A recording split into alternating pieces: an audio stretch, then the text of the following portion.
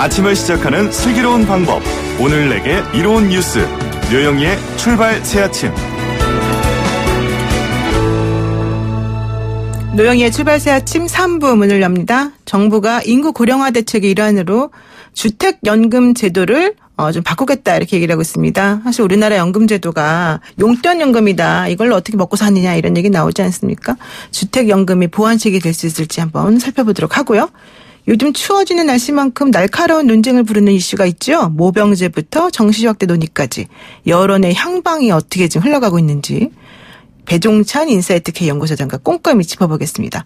청취자 여러분께서도 의견 주시고요. 방송 중에 함께합니다. 짧은 문자 50원, 긴 문자 100원의 유료 문자 샵 0945 우물정 0945로 보내주시면 되는데요. 날이 추워져서 손가락이 조금 문자 누를 때 힘든가 봐요. 조금 덜 와요 문자가. 여러분들 잘 생각해서 많이 좀 보내주시고요. 유튜브 보이는 라디오 채팅창은 아주 활발하게 지금 많이 움직이고 있습니다. 여러분들의 적극적 참여 부탁드리겠습니다. 잠시 후 돌아오겠습니다.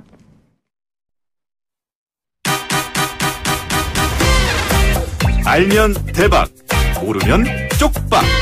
경제 핫뉴스.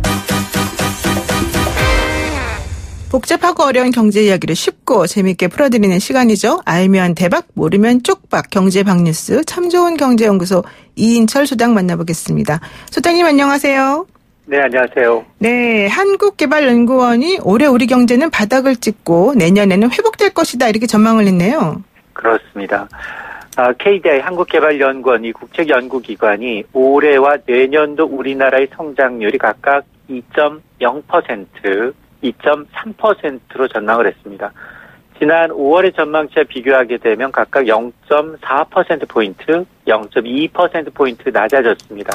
다만 다행스러운 것이 올해 우리 경제가 바닥을 찍고 내년에는 소폭이긴 하지만 반등할 것이다라는 겁니다. KDI의 판단을 좀 보게 되면 올해는 여전히 어렵다. 수출도 투자도 다 어렵다. 이게 다시 민간 소비에까지 영향을 주고 있다라는 건데 다만 이제 3분기 들어서 회복조입니다. 특히 이제 설비 투자 감소율이 크게 축소되고 있다. 그렇기 때문에 정부의 재정 집행까지 더해지게 되면 올해 2% 성장률 사수는 가능하다라는 거고요. 내년 전망에 대해서는 반도체 수요 회복에 기대를 걸고 있습니다. 반도체 수요가 회복이 되면 설비 투자도 나아지고 또 신흥국을 중심으로 해서 수요가 더 늘어나지 않겠느냐. 이렇게 되면 수출이 반등할 수 있다라는 건데 그럼에도 불구하고 리스크 요인을 꼽으라면 미중 무역 분쟁과 같은 대외 위험 요인을 꼽고 있습니다. 해법이 뭐냐? 일단 경제 성장을 지탱하기 위해서는 이 재정 많이 풀어라. 그리고 통화정책 완화해라. 라고 얘기하고 있지만 그러나 이 재정의 경우에는 지속 가능성을 위해서 중장기적으로 재정 수지 적자 폭은 눈여겨봐라 라고 제안을 하고 있습니다.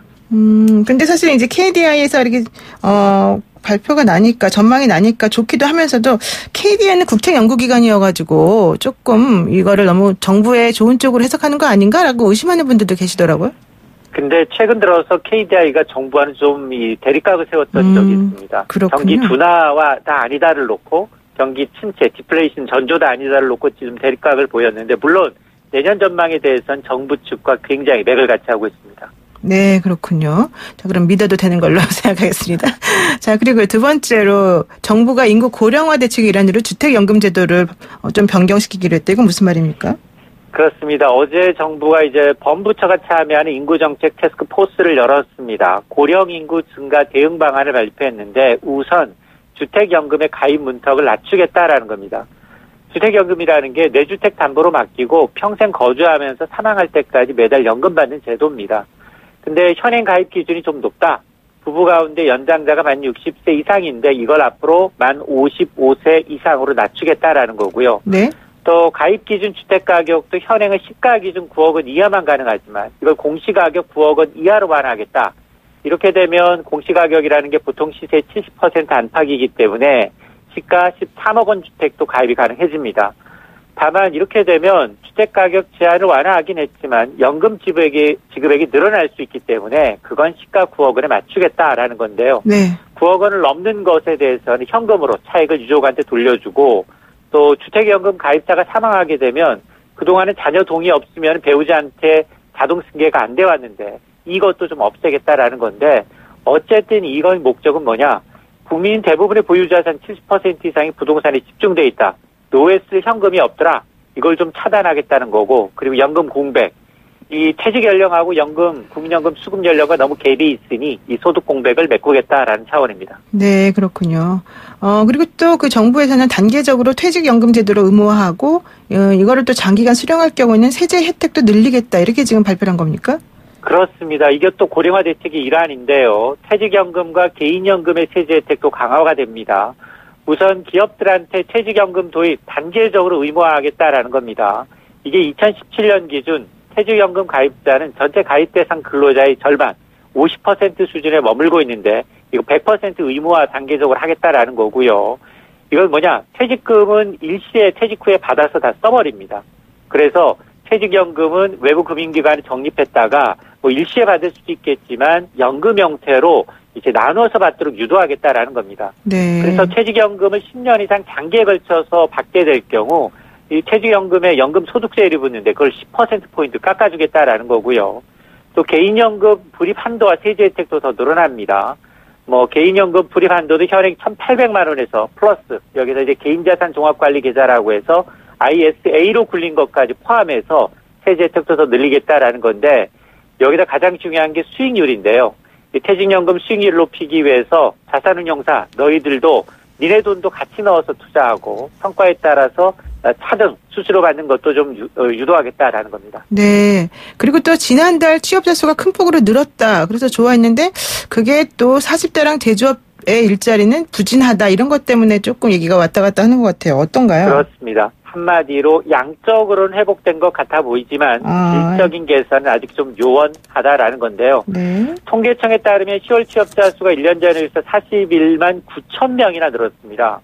석 달 연속 30만 명을 웃돌고 있고요. 덕분에 고용률도 61.7%, 10월 기준 23년 만에 가장 높았다. 실업률은 6년 만에 가장 낮았다라는 건데 그러나 그 내용을 들여다보면 주로 정부의 재정이 만든 일자리다라는 건데요. 증가한 일자리 60대 이상 취업자가 41만 7천 명입니다. 대부분 차지하고 있죠. 반면에 우리 경제 허리에 해당하는 40대에는 14만 명 넘게 줄었고요. 30대 취업자도 5만 명 감소했습니다. 업종별로 보면 좋은 일자리로 분류되는 제조업 취업자 수가 1년 전에 비해서 8만여 명 줄었는데 지난해 4월 이후 19개월 연속 감소세다라는 겁니다. 이 재정의 일자리가 마중물이 되지 않고 있다. 아직은 민간 고용으로는 이어지지 않고 있다라는 의미입니다. 네, 그렇군요. 오늘 말씀 여기까지 듣겠습니다. 고맙습니다. 네, 감사합니다. 네, 지금까지 이인철 참 좋은 경제연구소 소장이었습니다.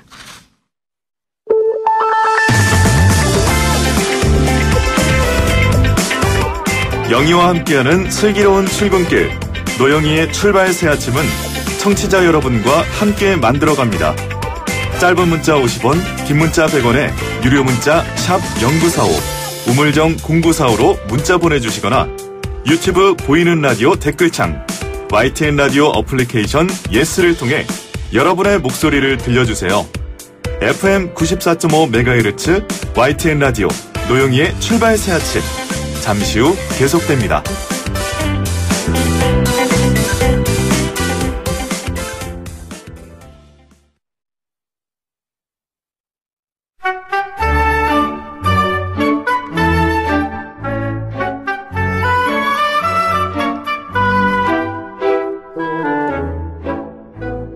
저는 이 코너 음악이 진짜 네. 좀 이렇게 뭔가 좀 재밌고 또 그러면서도 안정감을 주고 이런 것 같은데요. 네. 어쨌든 이번 주 우리 사회는 어떤 이슈에 반응하고 어떤 이슈에 열광했는지 우리 사회 여론을 알기 쉽게 분석해주는 네. 출발 새 아침의 여론 택배 요정 뚱커벨 배종찬 연구소장 모셨습니다. 안녕하세요. 안녕하십니까. 요정이자 뚱크벨 배종찬입니다. 네, 제가 사실 네. 소장님 안녕하세요 하기 전까지 가만히 계셔야 되는데 계속 반응을 추임새를 넣어주셔가지고 아, 그렇습니까? 좋았습니다. 방송사고는 아니죠? 네. 아니에요. 그런데 워낙 도입부의 그 음악이 너무 좋죠. 이게 힐링이 되네요. 네, 그러니까요. 나만 힐링 되나요? 이거 우리 PD님이 선곡하셨을까요? PD님이 정말 선곡 여왕이시네요. 그러니까요. 네. 선곡 공주님으로 합시다. 자, 알겠습니다. 네, 지금부터 이제 질문 한번 제가 들어가겠습니다. 네. 본격적으로. 자, 오늘 그 지표에 대한 종합적인 분석을 좀 했으면 좋겠다. 네. 임기 반환점을 막 지났는데 대통령 지지율이 40%대에서 왔다 갔다 한다. 네. 그리고 또 오늘 보니까 또 조금 더 오른 부분이 있더라. 뭐 이런 얘기도 나오고 있어서요. 어떻습니까? 전체적으로. 특정 조사를 거론하기보다는 말씀을 설명을 드리기보다는 지금 대통령의 임기 이제 반환점을 막 돌았습니다. 네. 지금부터는 대통령이 계속해서 좀 오르락내리락 하게 됩니다. 이 지금 현재의 대통령에게 영향을 주는 그런 변수들은 주로 이제 경제 또 그렇죠. 북한 그리고 이제 검찰개혁 공약 이런 부분이기 때문에 너무 우리가 1% 올랐다 1% 내려갔다. 이 부분을 너무 큰 의미를 부여하는 것도 저는 과도한 해석이라고 보여지고 여기다가 7가지 8가지 일반인들이 모르는 의미 부여를 하게 되면 정확한 해석이라고도 보기는 힘들거든요. 그러니까 네. 대통령 지지율은 특징적으로 보면은 자연스럽게 대통령 지지율은 빠지게 됩니다. 네. 그러니까 사람들이 놀라는 게 이 청와대에서도 지지율이 왜 빠지지 이렇게 열심히 하고 있는데 네. 라고 생각하는 것은 시간이 지나면서 자연스러운 현상이기도 합니다. 우리도 왜 자꾸 뭐 쓴 건 없는데 자꾸 카드 값이 나가요. 그렇죠. 은행에서 그렇게 비유가 적절할까요? 근데 그건? 인터넷 뱅킹 열어보면 돈이 없네. 누가 가져갔나? 가져간 게 아닙니다. 자기가 쓴 겁니다. 그러니까 네. 그런 자연스러운 현상이기도 하고 지금부터는 또 이제 지지층과 또 대통령 국정 운영에 대해서 불만이 있는 그런 또 국민들 사이에서의 또 경합이 이루어지거든요. 그러다 보면 또 자연스러운 현상 좀 받아들일 필요가 있겠습니다. 그렇군요. 지금 이제 뭐 자연스러운 현상이다 이렇게 지금 얘기를 해주시고 계시는데 어쨌든 그래도 뭐 중요한 거는 지난번 그 대통령들 역대 대통령들의 그 반환점 임기 반환점의 네. 그 지지율하고 좀 생각을 해보면 지금 네. 이제 생각나는 게 그때 예를 들면은 이명박 전 대통령이 49% 정도로 제일 높았고 네. 나머지 분들은 문재인 대통령보다 좀 낮은 걸로 그때 당시 기억이 되거든요. 그러면은 사실 문재인 대통령이 현재 나온 이런 수치가 낮은 수치는 아닐 거란 말이에요. 근데 워낙 초창기에 너무 그렇죠. 높았기 때문에 좀 이렇게 되는 건가요? 워낙 초반에 이게 출발부터가 고공행진으로 시작을 했고 그때 이제 기저효과도 있었습니다. 기저효과라는 것은 이제 직전 정부에서 워낙 지지율이 낮았기 때문에 비교되면서 오히려 촛불 민심을 또 반영해서 탄생한 정권이기 때문에 그만큼 호응도가 컸다고 봐야 될 것 같고요. 그리고 소통이 대단하지 않았습니까? 초창기에. 네. 소통도 큰 평가를 받았던 부분이고 박수를 받았던 부분인데 시간이 지나면서 이제 소통 부분도 좀 잘했으면 한다. 그래서 대통령의 소통에 대한 기대감이 워낙 큰 데서 비롯되는 좀 기대감에 못 미치는 것. 그런 것도 이제 반영이 된 부분일 수도 있고요. 또 한편으로는 이제 대통령이 당선될 때는 보통 2가지 이념을 가져갑니다. 보수 대통령은 보수와 중도. 네. 또 진보 대통령은 진보와 또 중도. 그런데 네. 이제 문재인 대통령은 계속해서 우리가 이 중도 부분에 있어서의 평가가 이제는 좀 박해진 것이거든요. 그만큼 중도층이 중요하다는 말씀을 드렸는데 그만큼 경제행보 또 대북의 해커와 관련된 부분에도 현실적인 접근 이런 부분들이 이루어지면은요. 그렇죠. 중도층 관리가 매우 중요하다고 볼 수 있고 오늘이 또 수능일이잖아요. 네. 역대 대통령들 보면요. 수능 영향도 받습니다. 아, 그래요? 오늘 이제 평가가 나올 때 이제 교육평가원 원장이 이제 또 발표를 한다 그러지 않습니까? 그러면 이게 불수능이냐? 너무 또 난이도가 높으면 대통령이 또 교육 정책을 좀 잘하지. 그거랑 상관이 있는 거야? 온갖 것에 영향을 받는 것이 대통령 지지율. 또 물수능이면은 변별 얘기 없잖아 이러면서 그래서 오늘 또 나오는 이 수능의 난이도에 따라 대통령 지지율이 영향받게 마련이다. 그래서 대통령이 일희 일비하지 않는다는 이야기는 지지율에 관심을 가지지 말라가 아니라 관리를 할 필요는 있어 보입니다. 네, 그렇군요. 지금 좀 전에 중도 표심 결국은 진보도 중도를 잡고 싶어 하고 그럼요. 보수도 진보를 잡고 싶어 한다. 근데 사실 중도가 이렇게 잡히지 않는 뭔가 뭉게구름 같이 생긴 그런 집단 아닙니까? 네, 그렇습니다. 그들을 잡기 위해서 어떻게 해야 될까요? 실체가 없는 것 같기도 하고 있는 것 같기도 중도를 하고. 잡는 가장 좋은 방법은 노영희의 출발새 아침을 들으면 그렇죠. 그런 새록새록 정말 이렇게 깨알 같은 정보를 얻어가실 수 있고요. 중도층을 확보할 수 있다. 그래서 중도에서 가장 중요한 것은 실질적인 것. 그러니까 우리가 보수와 진보는 좀 더 이념 중심적이라면 네. 중도의 경우는 실사구시적 성격이 강합니다. 그렇기 때문에 실사구시요. 아까 우리 노영희 변호사께서 말씀하셨던 대로 이 지지율이 떨어지는 것을 반등시키기 위해서 썼던 이명박 정부의 전략이 친서민 중도 실용이었거든요. 결국 중도 또 실용 또 경제 정책에 대한 보완, 지금 뭐 소득주도 성장, 철학적인 면에서는 공감을 하는데 현실적으로는 지금 박영선 장관도 최저임금 관련의 부분에서는 내가 할 소리를 했었어야 된다 이런 이야기도 했던 만큼 네네. 그런 부분을 보완해 간다면 중도층도 인정할 것으로 보입니다. 네, 그렇군요. 역시 애매하고 추상적으로 말씀해 주시긴 하셨는데 그래도 그나마 나은 것 같기도 합니다. 그래서 또 콕 집어서 저기 엄청나게 지적을 하시네요. 허탈하게 웃어주시니까 좀 네. 좋네요. 자, 오늘 이제 조금 다뤄보고 싶었던 이슈로 넘어가겠습니다. 네. 지금 모병제에 대한 대한 이슈가 좀 뜨거운데요. 네. 그 정치권 일각에서는 향후 징병제도와 관련해서 월급 300만 원을 받는 모병제 의견 이거 어떠냐 이런 얘기 나와서 찬반 의견이 좀 갈리는 것 같아요. 어떻습니까? 생뚱맞은 질문일 수는 있는데 노영희 변호사께서는 월급 300만 원 준다고 하면 자 20대다. 군대를 가시겠어요? 저 갈 것 같은데요. 300만 원 많은 거 아닙니까?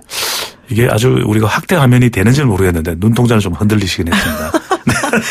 물어봤습니다. 네. 이게 계속해서 지금 정치권에서 부각되고 있는 이슈이거든요. 그러니까 그렇죠. 월급 300만 원의 이 모병제 군대를 가는 징병제도의 변환인데 월급 300만 원이면 이게 연봉으로 치면 거의 한 4천만 원 가까이 될 겁니다. 세후로 따져본다면. 뭐 4대 보험도 있고 이러니까 여러 가지 혜택까지 포함하면 상여금은 따로 별도로 지급이 될 수 있는 부분이고 그래서 물어봤는데 국민 여론은 반대가 더 높았습니다. 아, 그래 안 간대요? 네. 오, 왜 그럴까요? 월급을 한 300만 원 가량 제공하는 모병제에 대해서 어떻게 생각하는지 물어봤는데 반대 의견이 52.5% 절반을 넘었고요. 찬성한다는 의견은 33.3%로 나타났습니다. 리얼미스가 CBS 의뢰를 해서 지난 8일 실시한 조사인데요. 전국 501명, 무선전화 면접이 유무선화를 대해 자동응답 조사했고 표본오차 95% 신뢰 수준 플러스 마이너스 4.4%포인트, 응답률 5.8%. 자세한 사항은 조사기관의 홈페이지에서 확인 가능합니다. 그래서 20대 중후반에 이 4천에 가까운 이 연봉, 우리 애청자분들도 여러 가지 의견들이 많으실 것 같은데 게시판에 뭐 손이 꽁꽁꽁 하더라도 좀 보내주시면 좋을 것 같은데 이게 대해서는 이 국민 여론상으로는 아직까지 반대 여론이 더 높았습니다. 그러니까 20대도 그렇고 약간 20대의 경우에는 이게 본전 생각이 있을 수 있거든요. 우리 힘들게 군 생활을 했고 이것은 신성한 병역의 의무인데 네. 이것을 금전적인 보상으로 따질 문제냐. 그리고 보수 성향의 응답층 그리고 한국당 지지층 등에서는 이 반대가 훨씬 더 높겠나고 찬성은 30대 40대 진보층이기 때문에 이 모병제의 문제가 좀 이념적인 부분하고도 이렇게 맞닿아 있습니다. 그러니까 진보적인 성향일수록 이제는 이제 이 병역 제도를 모병제로 할 필요가 있다. 더 그럴 경우에는 이 군인 한 명 한 명의 역량은 더 뛰어날 수도 있거든요. 왜냐하면 그렇죠. 가고 싶은 사람이 간 것이니까 그만큼 또 보상도 받는 것이고 또 역량을 발휘할 수 있는 부분. 반대 의견은 이렇게 할 경우에는 누군 가고 누군 안 가냐. 경제적인 이유 때문에 마치 예전에 보면 반군 수포제 뭐 이런 거 있지 않습니까? 네. 대동제 좀 다른 거네요. 누구 대신에 군대에 간다. 경제적으로. 이런 현상도 있을 수 있기 때문에 이것이 일종의 군 입대의 빈익빈 부익부 현상을 또 야기하는 것 아니냐. 네. 그렇군요. 이 모병제 문제는 계속해서 조금 근데 좀 경향이나 이런 게 바뀌고 있는 듯한 느낌이 들긴 합니다만은 네. 아직까지 우리가 좀 제대로 된 논의를 한 적이 없어서 네. 이게 좀 앞으로 더 논의가 필요하다. 여기는 지금 다들 공감하시는 것 같아요. 아직까지 이제 반대 여론이 높아요. 네, 아직까지 이게 반대 안보 문제가 높지만. 되다 보니까. 그렇죠. 좀 더 우리가 현실적으로 이 군 제도 자체가 좀 달라진다면 이 부분에 대한 인식도 바뀔 수 있는데 충분한 논의가 필요할 겁니다. 이것을 그렇죠. 정치 정략적으로 또 이용되어서는 안 된다. 네, 이런 그렇군요. 의견도 나오고 있습니다. 네. 지금 그 유튜브 접속 가능하신 분은 그 YTN 보이는 라디오 한번 들어오셔가지고요. YTN 실시간 스트리밍하는 거 한번 보세요. 우리 배종찬 네. 소장님은 이 외모도 되게 독특하시고 네. 머리 스타일도 되게 특이하시지만 설명하실 때 그 몸짓이 엄청나게 독특하십니다. 맞습니다. 그래서 네. 거의 막 리듬을 타는 방식으로 이 설명을 해주시거든요. 뚱커벨이기 때문에 제가 또 이게 약간 몸짓 자체가 날개짓을 해가면서 설명을 할 수밖에 없다는. 리드미컬하게 설명하시기 그렇죠. 때문에 한번 네. 좀 시간 되시는 분 보시면 좋을 것 같고 앞으로도 계속 리드미컬하게 해주세요. 알겠습니다. 네. 자 그리고요 지금 또 다른 이슈 한번 넘어가 볼게요. 네. 수능 특집 정시 확대와 시험 선물에 대한 그런 또 여론을 조사한 게 있습니까? 수능 특집입니다. 수능 특집을 하셨군요. 예. 먼저 가장 초미의 관심사는 이 정시 확대 부분입니다. 네, 대통령의 맞습니다. 시정 연설로 이제 촉발이 됐고 심지어는 자유한국당의 한교안 대표도 이 교육 포퓰리즘에 동참하는 거 아니냐. 네. 또 숟가락을 얹는 것 아니냐 이런 이야기가 나오고 있는데 자유한국당에서도 정시 확대 50% 이상 하자 해. 이런 식으로 이제 내년 네네. 총선과 대선까지 이 교육 정책이 상당히 뜨거운 감자가 되지 않겠냐 이런 이야기가 나오고 있는데 정시 확대 여론은 압도적입니다. 중앙일보 조사 연구팀이 중앙일보 의뢰를 받아서 지난 6일부터 8일까지 실시한 조사인데요. 네. 전국 1000명 유무선 RDD 전화조사 표본오차 95% 신뢰 수준 플러스 마이너스 3.1%포인트 응답률 13.4%. 자세한 사항은 조사기관의 홈페이지에서 확인 가능한데 정시 확대 찬성 의견이 10명 중 6명 정도로 압도적이었습니다. 그랬군요. 정시 예. 확대에 대해서 그렇게 사람들이 원하는 게 많았네요. 그렇습니다. 반대 의견은 27.6% 2%로 찬성 의견의 절반에도 미치지 못했는데 가장 우리가 주목할 부분은 이 대통령의 시정연설이 정치 확대에 대해서 가장 큰 관심을 끌어모으는 계기가 된 것이고요. 그렇죠. 뭐 촉발시켰다 이런 이야기도 하고 있는데 그 이전에 계속해서 우리가 이 고위공직자와 국회의원의 자녀 입시 비리 전수조사를 하자 이런 이야기도 나오지 않았습니까? 네. 물론 이 논의가 시작된 데는 이 조국 전 장관 관련된 논란도 빠뜨릴 수는 없는 부분이긴 그렇죠. 합니다. 그렇죠. 그러다 보니까 이제 이 불공정 또 불투명 이야기가 나오다 보니까 대통령의 시정연설 내용에 대통령이 일종의 특종 기사거리를 제공해 준 것에 대해서 상당히 놀랬지만 그렇지만 우리 사회가 이제는 정치 확대 이야기가 상당히 이 비등해졌다 이렇게 볼 수 있겠습니다. 네, 그렇습니다. 지금 말씀 들어보니까는 사실 저희 조카도 오늘 수능을 보고 있는 중이고. 아, 그래요? 네, 네. 저희 애도 사실은 작년에 대학을 갔기 때문에 이 네. 수능 문제나 이런 부분에서 민감하기도 하고요. 또 노 변호사님도 수능 세대시잖아요. 저는 학력고사 세대. 근데 어쨌든 저희 아들도 좀 있으면 또 군대 가야 돼서 오늘의 주제들이 전부 다 민감한 주제들이었는데. 네, 오늘은 노영희 변호사 특집이네요. 네. 말씀 들어보니까 네. 좀 그런 면이 있군요. 네. 자, 지금 유튜브로요. 현리님께서요. 헤어스타일 죽이십니다. 이렇게 보내셨고요. 은혜님께서요. 배 소장님 헤어스타일이 트레이드 마크죠. 이렇게 의견 주시고 네. 계시고요. 제이투게더님께서는요. 수능 관련해서 학생들에게 기회를 더 줘야 되는 거 아니냐 이렇게 물어보셨고요. 네. 그다음에 4867 쓰시는 노안이 분께서는요. 오셨나요? 네. 아니, 이게 갑자기 문자가 많이 와가지고 네. 올라가 버려서 그랬어요. 네. 제가 찾다가. 4867 쓰시는 분께서는요. 궁금한 게 있어서 그 문자 보냅니다. 저번 주 중앙일보 탐사보도로 여론조사 업체 내의 샘플링 꼼수에 대해서 3일 연속 나오던데 네. 샘플링 꼼수라고 하는 게 뭡니까? 이런 얘기도 하시네요. 그러니까 샘플링 꼼수라는 게 대표성이 있는 것이 중요하거든요. 네. 그러니까 우리가 어떤 국이 있습니다. 국이 있을 경우에는 그 국에서 어떤 곳에 떠더라도 건더기와 이 국물이 똑같이 배분되도록 해야 이게 대표성이 있는 것이고 그러니까 정말 무작위 추출을 하게 되면 어떻게 어디로부터 표본이 나올 줄 모르기 때문에 이것의 대표성이 확보가 되는 겁니다. 그러니까 1000명 조사를 하더라도 대한민국 국민 유권자 뭐 한 4천만 명 가까이를 대표한다고 볼 수 있는 그렇죠. 거죠. 근데 그게 아닌 거죠. 이 표본 샘플링의 꼼수라고 하는 것은 뭔가 특정 성향이 있는 곳으로부터 집중적으로 뽑아냈을 가능성을 제기하면서 이제 샘플링 꼼수 이야기가 나왔는데 그런 일은 있어서도 안 될 것이고요. 그건 범법행위입니다. 이게 대표성을 좀 더 잘 확보하기 위해서 노력해야 되는 것은 또 여론조사 기관의 몫이라고 할 수 있겠습니다. 그렇군요. 네. 그래서 어쨌든 에일린 그레이님께서도 수시가 장벽이 좀 너무 높다 이런 얘기 하셔서 네. 대부분 지금 나오는 의견들이 정시 확대 쪽을 좀 지지하는 의견들이 많이 나오고 있는데 네. 이런 식으로 우리한테 보내주시는 의견들도 사실은 우리가 통계를 좀 계산을 해보고 의견이 어느 정도나 표준적으로 사람들에게 얘기되어 줄 수 있는 것인가 좀 확인할 수 있는 거 아닙니까? 통계 처리해보면? 정말 이게 우리 노 변호사께서 조사 산업의 발전을 위해서 굉장히 좋은 말씀 많이 해주시네요. 그래서 네네. 지금 여론조사만이 국민 여론을 다 반영한다고 완벽하게 반영한다고 할 수는 없어 보입니다. 그렇죠. 그렇기 때문에 이런 게시판을 통한 우리 라디오 방송에서의 의견 그리고 빅데이터뿐만 아니라 뉴미디어 이 모든 것이 총망라될 필요가 있는 거죠. 보안 관계는 반드시 또 필요합니다. 알겠습니다. 네. 자, 그리고요. 네. 그렇다면 이제 대학 입시 관련해가지고 모두들 나름대로의 추억을 가지고 있을 텐데요. 네. 시험 볼 때 주는 선물이 또 많이 달라졌다면서요? 네, 관련된 시대적인 트렌드를 분석을 해봤는데요. 사실 이전으로 올라가 보면 이건 보통 일이 아닙니다. 우리가 시험 때는 최근뿐만 아니라 우리 과거 아시잖아요. 과거. 네. 예, 이 과거 시험 보러 갈 때는요. 이게 그때의 선물은 어떤 거냐면은 다른 선물이 없습니다. 그냥 서첩입니다. 편지를 주는 겁니다. 아, 그게 선물이에요? 예, 기원을 하는 거죠. 그러면은 이 결혼을 했을 경우에는 이제 도련님, 서방님이 되는 거죠. 네. 문경 세대 좀 지날 좀 돼서 펼쳐봅니다. 정말 사랑하는 서방님 시험을 잘 보셔서 꼭 급제해서 문과 급제해서 고향으로 거미 한양하시옵소서. 이런 편지를 줬던 세대가 있었는데 지금은 이제 우리가 93년 이전 학력고사 세대 네. 전 믿기지가 않네요. 우리 노영희 변호사께서 학력고사 세대라고 그러니까 공공학번인 줄 알았는데. 근데 그때만 해도 네. 우리가 80년대 학번 선배들 아시죠? 이때는 졸정제가 있었습니다. 모를 겁니다. 요새는 졸업 정원제가 있었기 때문에 졸정제 있었죠. 붙는 게 정말 중요했거든요. 그래서 그때는 붙어라. 찹쌀떡. 아, 찹쌀떡 선물로. 예. 붙어서 떨어지지 마라. 엿.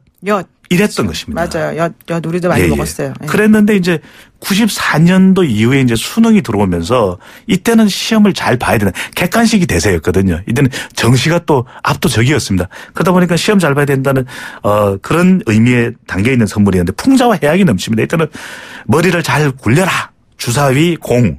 그다음에 정답을 잘 찍어라. 지금 아마 추억이 새록새록 우리 방송 듣는 분 나올 텐데 포크와 도끼. 또 문제를 잘 풀자. 휴지. 또 시험을 잘 보자. 거울. 그때는 또 삐삐가 있었거든요. 그렇죠. 삐삐 그래서 있었죠. 소원을 이루어주는 천개의 별. 찬찬찬찬찬. 친구. 찬찬찬찬찬. 이런 또. 그런 게 있었어요. 삐삐 메시지를 날리던 기억이 있습니다. 네. 네, 그랬군요. 네. 오늘 말씀 듣다 보니까 너무 재밌어가지고. 끝나나요? 더 해야 되는데. 네, 이제 끝나가요. 그럼 한마디만 꼭 하고 싶으신 말씀 한마디만 해주세요. 저는 정말 오늘 시험 원했던 만큼 잘 보시기를 바랍니다. 우리 수험생 여러분들 가자! 네. 네, 화이팅 하시고요. 화이팅입니다. 배종찬 뜬커벨의 이런 아주 요정이 보내주는 이런 좋은 말 듣고 좋은 성적 거두시길 저도 빌겠습니다. 고맙습니다. 감사합니다. 네, 지금까지 인사이트 K의 배종찬 연구소장이었습니다.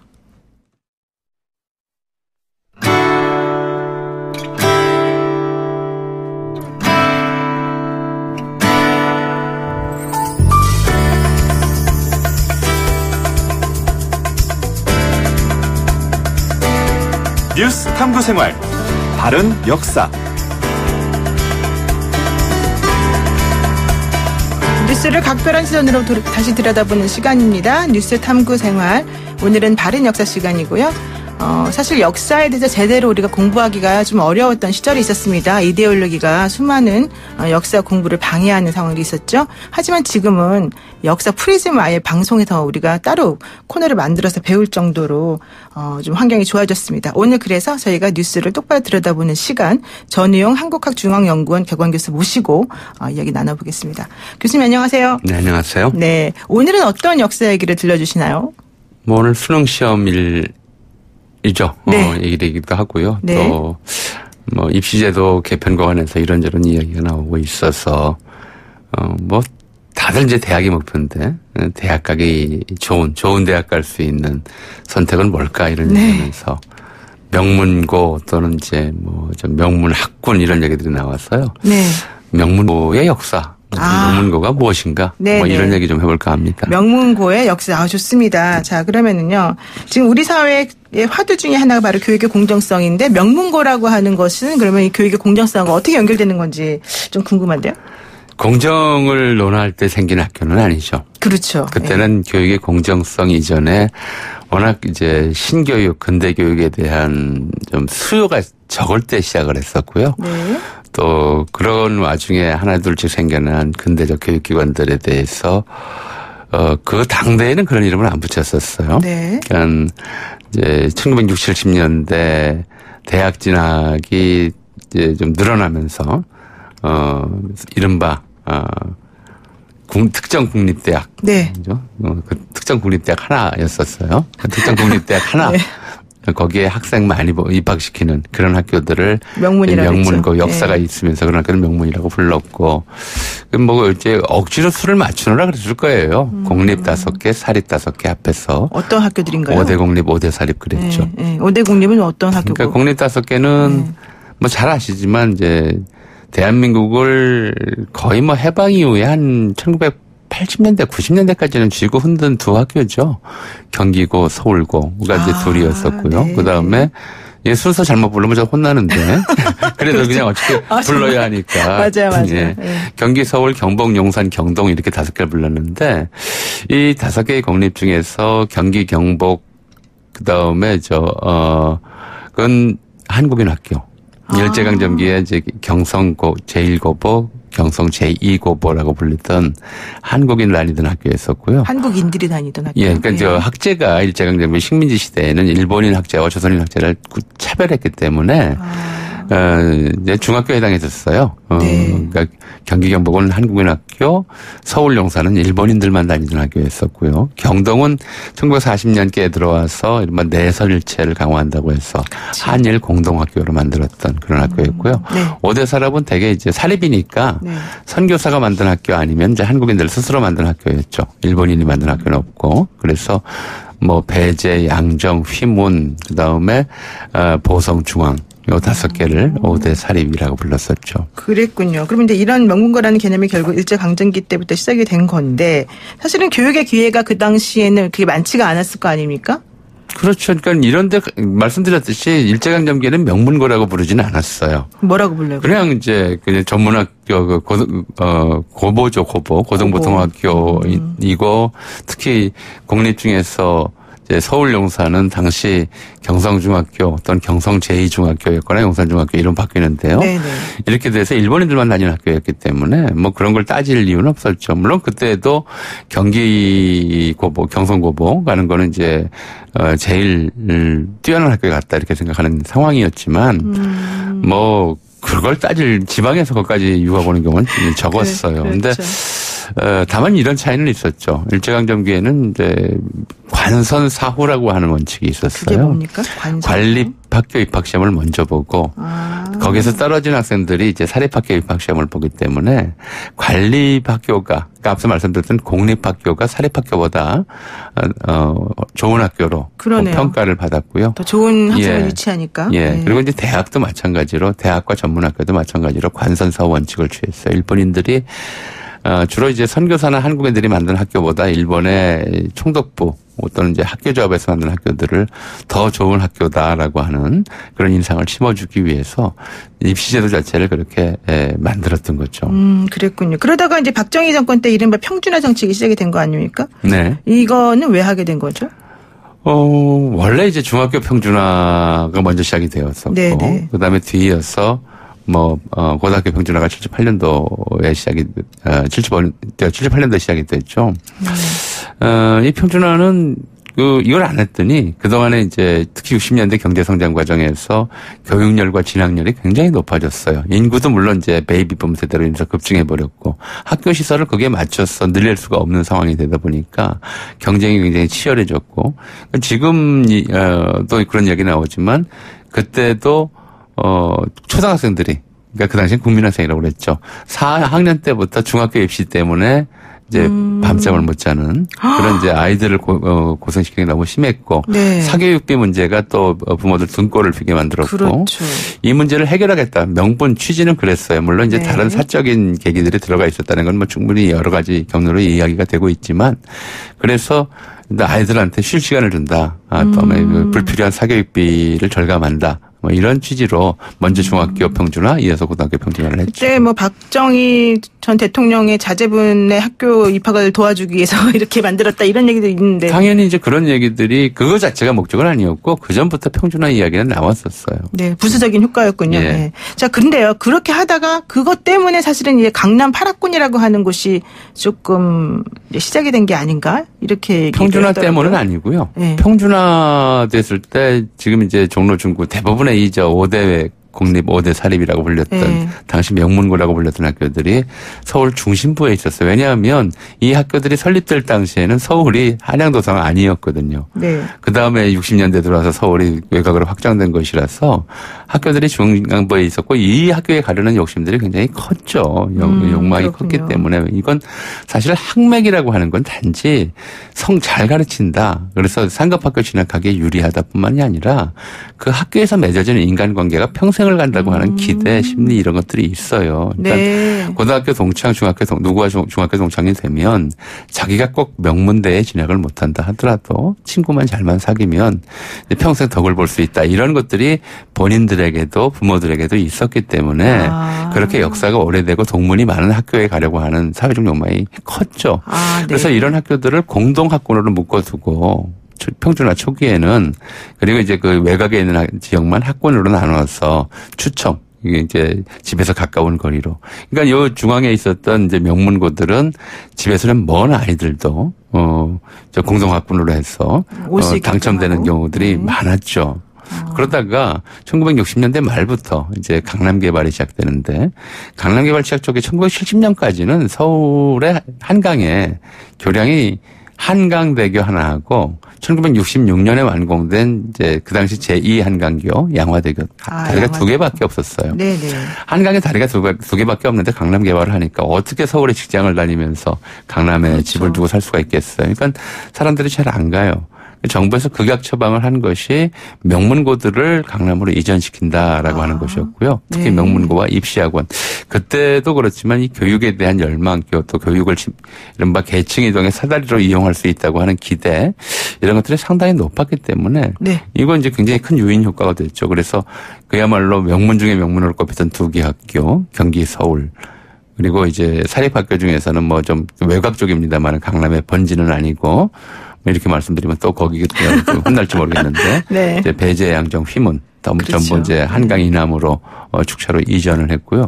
이게 학부모들을 끌어들이는 효과가 커서 이제 서울, 경기, 휘문을 중심으로 해서 이른바 이제 강남 8학군이라고 하는 신흥 명문 이제 지대가 과거 그 이전에 서울 중앙부에 있었던 공동학군을 대신해서 신흥 명문 교육 지대가 탄생한 것이죠. 그럼 오히려 그 학교들은 더 좋아졌네요. 강남 가서 땅값 엄청 오르고 부자 됐잖아요. 학생들도 엄청나게 공부 잘하는 사람들 많이 오고. 공립학교야 뭐 어차피 이제 그 공공재산이니까 문제가 될 건 없고요. 네, 사립 같은 예, 경우. 그렇게 돼버리니까 학교가 좋아서 이제 학생들을 계속 좋은 학교에 보냈다기보다는 이제 대략 중산층 이상 교육에 대한 관심이 대단히 높고 열정이 크고 또 사교육비로 상당한 이제 돈을 지출할 수 있는 그런 부모의 자제들이 그 학교에 모이게 되잖아요. 그러니까 바로 그 점이 예. 바로 우리가 그 개천에서 용난다는 말이 이제 점점 사라지게 되는 계기가 아닌가. 그렇죠. 이렇게 되다 보니까 이제 학원가도 그쪽으로 모이게 되고, 예. 그러니까 이제 교육 특구라고 하는 이름이 붙게 되고, 그렇죠. 마치 그 학교를 보내야 공부를 잘할 수 있는 것처럼 이렇게 생각하는 경향들이 특권 의식이 또 생겨나고 그 동네에 예. 있는 사람들은. 자기들끼리 모이게 되고요. 네. 이제 이런 문제가 생겼어요. 그러니까 쉽게 말하면 이제 강남을 향한 한국인들의 욕망이라고 하는 것이 학군을 통해서 압축적으로 표현이 되었었고요. 네. 이게 이제 그 아이들에게 더 좋은 학교에 갈 기회를 부여했느냐. 뭐 당연히 이제 그런 아이들이 모여서 그렇게 경쟁을 하다 보면 좀 나아지죠. 나아지는 그렇죠. 것도 있는데다가 이렇게 됨으로써 이제 강남과 비강남의 이른바 차별의식, 특권의식, 서로 간에 이제 서로 다르게 생각하는 의식. 그러니까 국민이라는 이름을 우리가 쓴다면 또는 시민이라는 이름을 쓴다면 이 내부에 분열의 씨앗을 뿌리는 분열 의식의 씨앗을 뿌리는 굉장히 부정적인 역할들을 한편에서 많이 해왔죠. 그러면은 전두환 정권에 이제 그렇게 됐다가 전두환 정권 때는 또 가외도 금지시키고 내신을 또 도입하기도 하면서 오히려 명문고 신화가 좀 깨졌다 이런 평가도 있던데요. 꼭 그렇지는 않죠. 지금 그렇지 말씀드렸듯이 이제 전통적인 명문이 아니라 이제 강남 8학군을 중심으로 신흥 명문이 형성되는 과정인데 네. 그러니까 이게 지금 이게 하나의 증거라고 할 수 있어요. 그러니까 박정희 정권 때까지는 뭐 과외 허용을 하고 그래서 네, 돈 있는 맞아요. 집 아이들이 과외 공부하고 그러니까 강남에서 굳이 안 해도 됐었어요. 근데 이제 과외를 오히려 폐지하고 나니까 오히려. 강남권 학생들이 그런 조건 하에서 모여야 되는 이제 거죠. 더 두드러진 좀 성적 향상률을 보였던 것이죠. 그러니까 바로 제가 이제 그때 그 강남권 고등학교를 갔어요. 저는 8학군에 살아서 간 게 아니라 제가 갈 때만 해도 강남에 학교가 거의 없었어요. 그러니까 저는 강북에 살았는데 강제로 끌려갔어요. 사람이 없으니까 강남에 학생이 없으니까 이제 강북까지 학권을 확대해서 막 끌어왔는데 이제 그쪽에는 이제 그 여러 부류의 학생들이 있었죠. 그렇죠. 그러니까 이제 그런 상황에서 하다 보니까 오히려 이런 경쟁에서 강남 쪽 아이들이 더 유리했던 거예요. 그러니까 정시 확대다 예를 들어 이런 요구들을 하면서 이게 공정한 입시의 방편이다라고 얘기하지만 이 정시 네. 확대를 하게 되면 결국은 이제 사교육 시장이라든가 학원들이 몰려 있고 학생들 또 부모들 대략 균질적인 강남 쪽 학교들이 훨씬 더 유리하게 될 것이고요. 이렇게 되면 이제 그동안 이 수시를 통해서 진학했던 지방 학생들이라든가 서울 변두리 지역 학교라든가 이런 쪽에 불이익을 겪게 되는 것이라서 공정성 문제에 대해서 좀 다른 화두를 아마 던지게 될 것 같다라는 네, 생각을 합니다. 맞습니다. 그래서 지금 또 이제 나오는 게 이제 그 또 고비를 넘었더니 이번에 나오는 게 바로 정시 확대, 자사고 폐지 이제 지금 요즘에 예, 예. 나온 얘기가 그런 건데요. 정시 확대는 입시제도 자체를 손본다는 것이고 자사고 폐지는 그냥 평준화로 간다는 것 예, 예. 아니냐. 예. 근데 과연 이렇게 가는 게 또 맞느냐. 왜냐하면 그게 안 좋다고 해서 다른 거 한번 했다가 다시 돌아온 거 아니냐. 이렇게 얘기하거든요. 그러니까 이제 입시에서 정시 확대에 대해서는 좀 여러 이야기가 있을 수 있어요. 이것들이 이제 수시를 통해서 수능 성적 성적과 관계없이 수능 성적을 좀 덜 고려하고 뽑는 그런 아이들의 기회를 열어준다고 하는 점에서 긍정적인 측면이 있다라고 네. 이제 하는 얘기가 있는 것이고요. 자사고 문제는 사실은 이건 굉장히 좀 애초에 평준화의 문제 때문에 만든 학교는 아니었다고 저는 봐요. 입시의 문제는 아니었었고요. 네.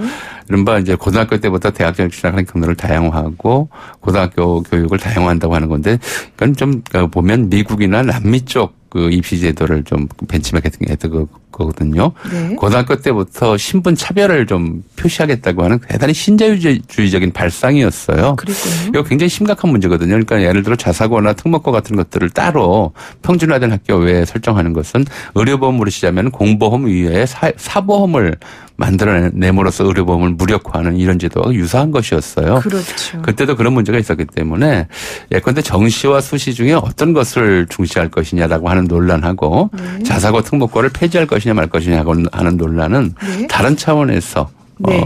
좀 진행해야 될 거라고 생각을 합니다. 그렇죠. 근데 사실 어제 뉴스 나온 것 중에 하나가 바로 대원외고 출신의 법조인들이 예.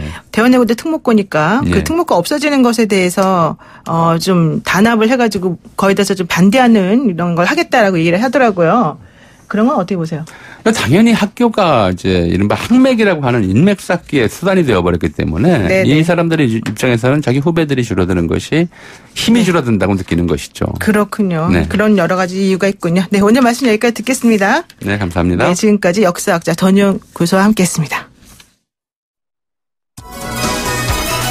조금 전 8시 40분에 수능 출제 기관인 한국교육과정평가원의 성기선 원장과 출제위원장인 신봉섭 서울대 교수가 나와서요. 올해 수능의 출제 원칙과 경향을 설명하는 기자회견을 했습니다. 지금도 진행 중입니다. 주요 내용을 정리해드리면요. 올해 수능 지원자는 54만 8천 명이다. 그리고 성적 통지는 12월 4일에 있을 예정이다. 오늘부터 이의 신청 접수 및 심사가 시작된다. 이런 것들을 좀 참고해달라는 얘기였습니다. 그리고 고등학교 교육 정상화에 도움이 되도록 핵심 내용을 반영했고 기존에 출제되었던 내용이라도 접근 방식을 수정해서 출제했고 70% 수준에서 EBS 교재 및 강의와 연계했다. 이렇게 얘기를 하고 있습니다. 구체적인 과목별 경향 및 기자회견 상세 내용은 이어지는 뉴스에서 전해드리도록 하겠습니다. 노영의 출발새 아침 내일 아침 7시 15분에 변함없이 여러분을 슬기롭게 찾아뵙겠습니다. 고맙습니다.